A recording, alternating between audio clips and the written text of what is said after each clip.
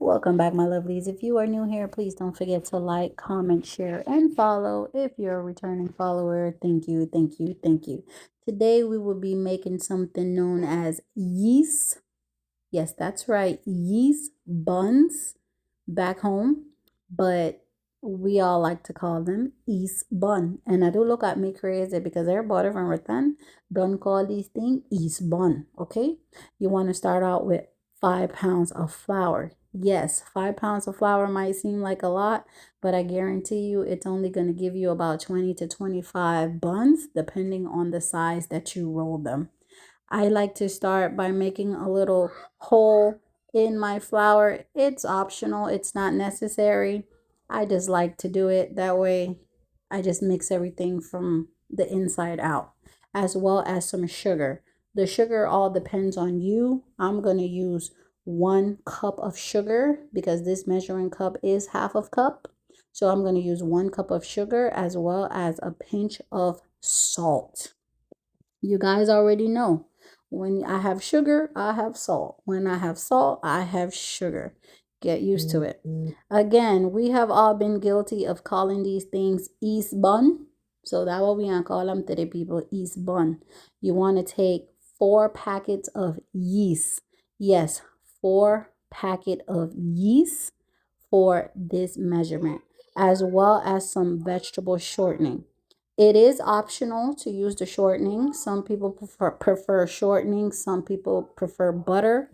Right here, I'm going to go in with 2 full pot spoons of shortening. But if you don't want to use shortening, you can use 2 sticks of butter, as well as some nutmeg and some cinnamon.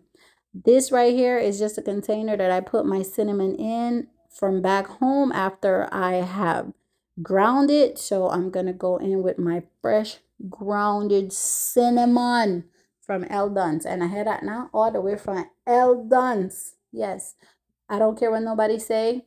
Go argue with yourself. Give me my cinnamon from Rotan, as well as 3 cans of coconut milk that I slightly warmed on the stove.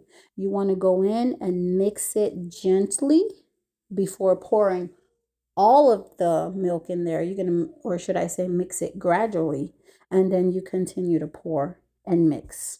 Just making sure that everything is getting incorporated. If 3 coconut milk is not suffice enough for your flour and you don't like the texture, I also went in with one of my coconut cans. All I did was added some lukewarm water to this, and I'm going to add that to my mixture as well.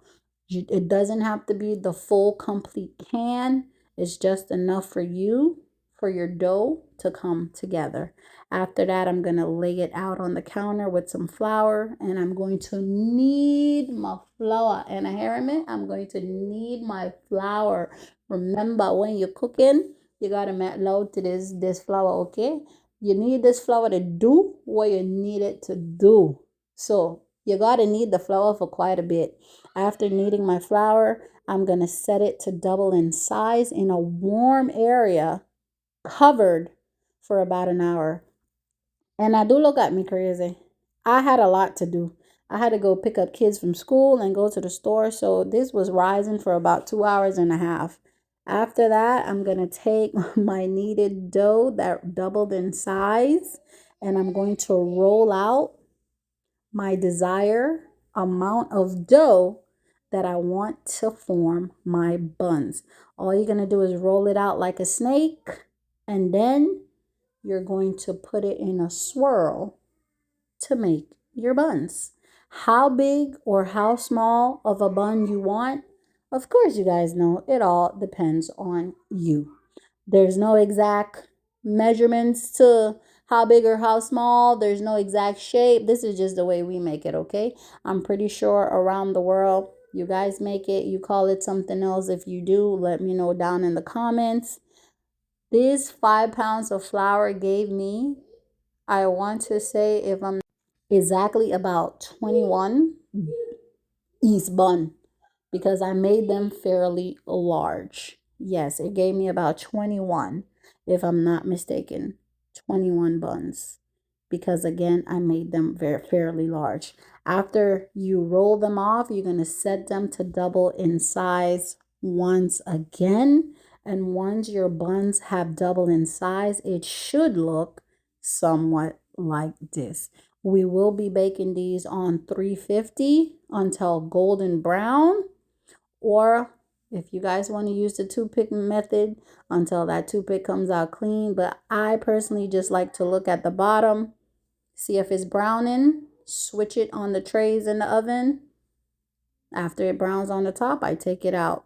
For the glaze for these buns, we're going to start out with some water as well as some sugar, cinnamon and nutmeg, and a pinch of salt.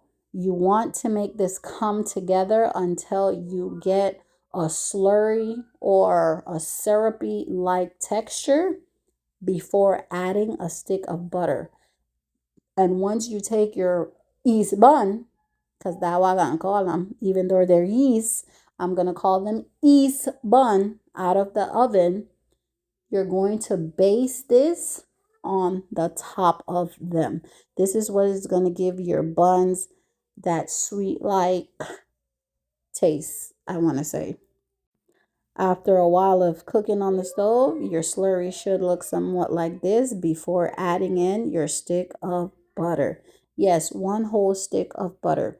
Because believe it or not, this wasn't even enough for my 21 buns. It was not enough. I had to make more. You think it's a lot, but it's not.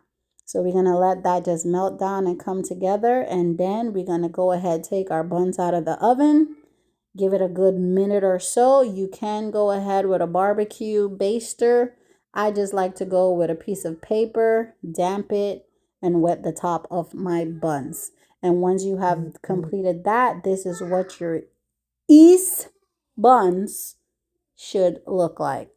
Let me know down in the comment. Have you had these as a kid?